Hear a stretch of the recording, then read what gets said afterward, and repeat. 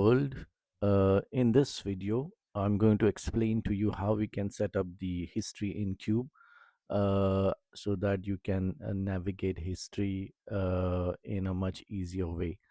And you have to understand certain things about the cube and certain things about how I've actually made the dimensions so that what will happen is once you understand the a few things, I think working with the cube and then drawing your conclusions or understanding history will become much easier.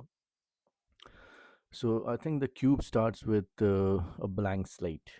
A blank slate, you can imagine this, or not imagine, you can you know very well that when a painter is given a blank canvas, that painter starts by creating some lines on the canvas, intersecting some lines on the canvas, uh, mm, through, filling the canvas with some shades of colors.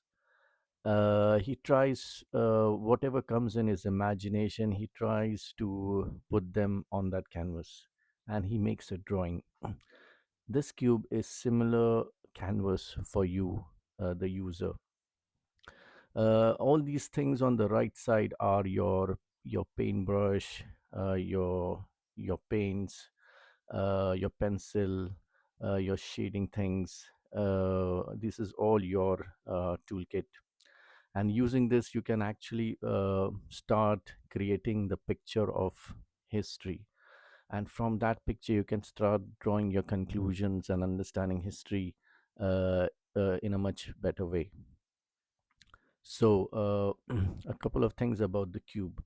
The cube, in a simpler way to understand the cube, is it is a database structure at the back end, wherein everything that we uh, put in that particular structure is related with every other thing. So the pathways are created in advance. So when you move things around, there is no loss in speed or performance. It's like magic, like quick fire. It doesn't wait because the pathways are created already in the particular cube. But cube has two things. One is measures, which are numbers, and one is dimensions. A quick way to understand this is, you say you have a digital store which sells digital goods in different countries. So at the end of the year, maybe your profit is 10 million US dollars. Of those 10 million US dollars, you would be interested to know what are my customer demographics, which age group is attracting the product more, which country is my biggest buyer, and which of my product is selling more. So these are like stories which then you attach to the numbers. So dimensions are like little stories which are attached to the numbers, and cubes are mostly used to get the numbers behind the story. But in history cube we will not be focusing more on the numbers, but we'll be focusing more on the story side of things. We will be focusing more on how the belligerents are connected to the belligerents on the other side.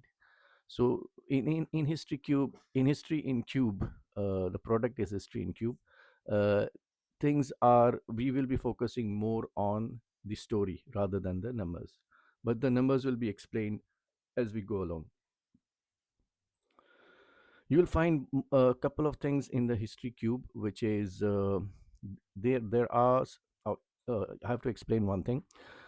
While making this history cube, I had to bring in some dimensions and some measures which will not be used for any displaying anything on the left side. They are there to serve a purpose, because uh, the cube is made on a many to many relationship, um, in order to make sure that one person can be fighting against different countries, and there is a many to many relation thing that had to be what to say included in the cube, and in order to enforce that I had to create some dimensions and some measures to cater for that. And because it is an offline cube, I found it difficult to hide these things from you. So I had to make a decision and say, okay, this will remain in the cube, but there will be an instruction giving out that this will not be used in the display purposes. One way to imagine this thing is like you have a cupboard, and the cupboard has shelves. The shelves by themselves are required so that things can be placed in the cupboard in a organized manner. So these redundant dimensions and facts are there for that particular purpose, to hold the structure of the cube. So the cube, the one, I mean, the only measure that we are going to use in this cube is total people with and against, and these dimensions ex starting with exp, they are the redundant dimensions which will not use. And the other interesting thing about this cube is like you'll find the dimensions as pairs, like country dynasty on side one, country dynasty on side two, defector mediator other on side one, and a corresponding side to one as well. The reason for this is history of wars are fought between two belligerents, two countries, two sides fighting with each other, and each of them have their own allies that come together and fight with the belligerent, with the coalition on the opposite side. So this is how it goes. So this is how it goes. So we have country on side one, side two, mediator on side one, side two, and so on and so forth. So having said that, let's start by drawing our cube.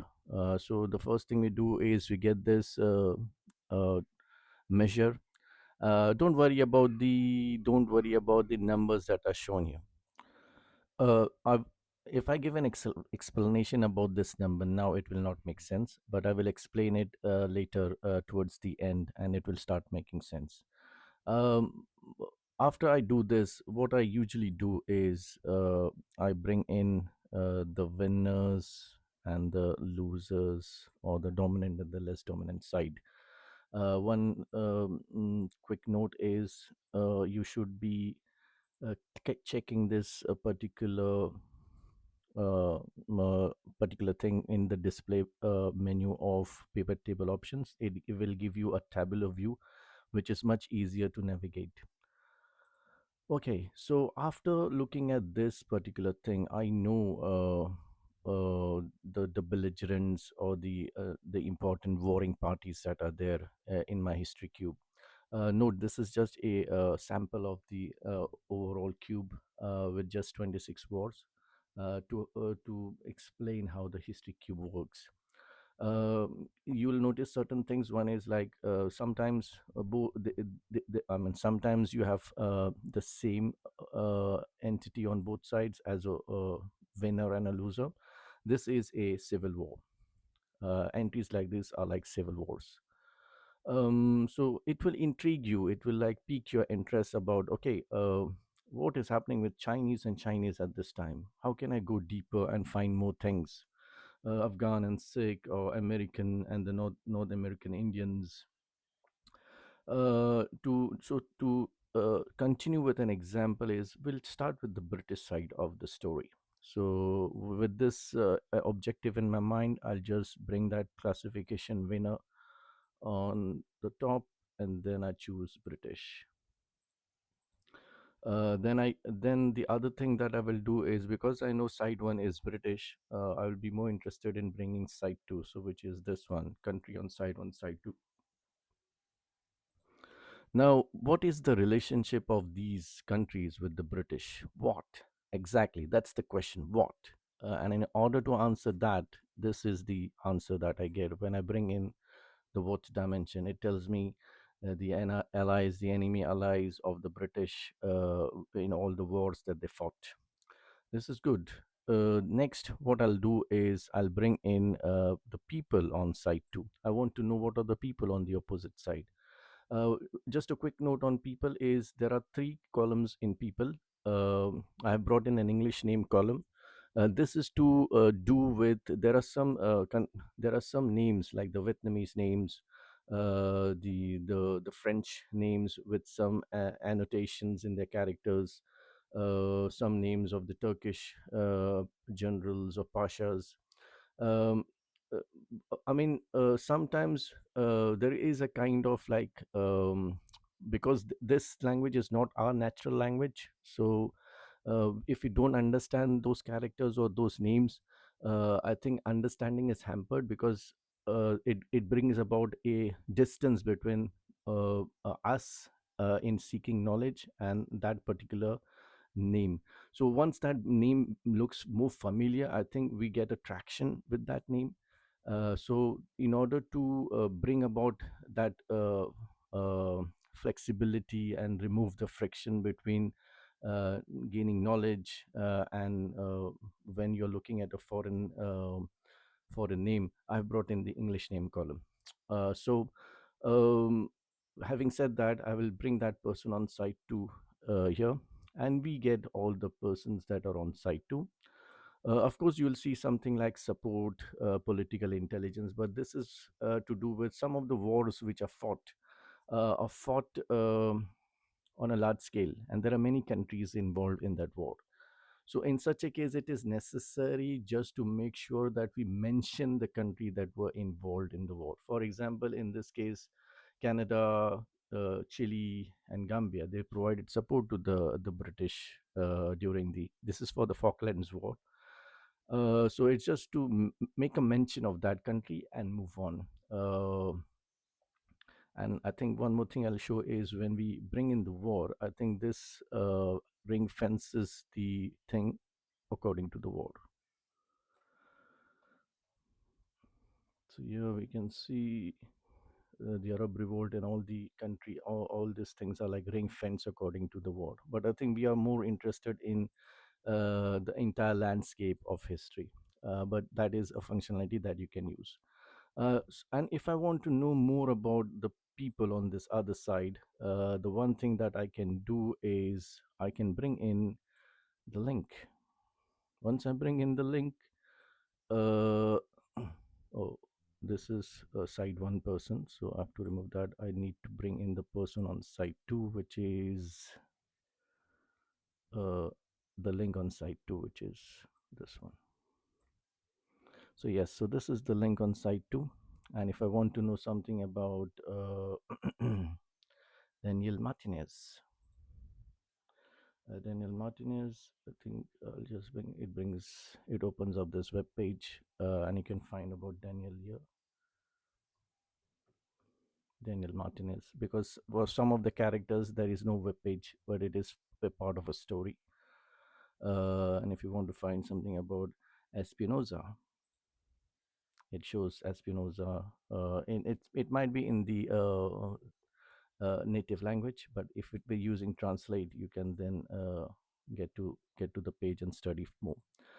So yeah, so yes, this is how the history cube works. And I'll just bring in one more thing, which is I'll bring in the person on side one here.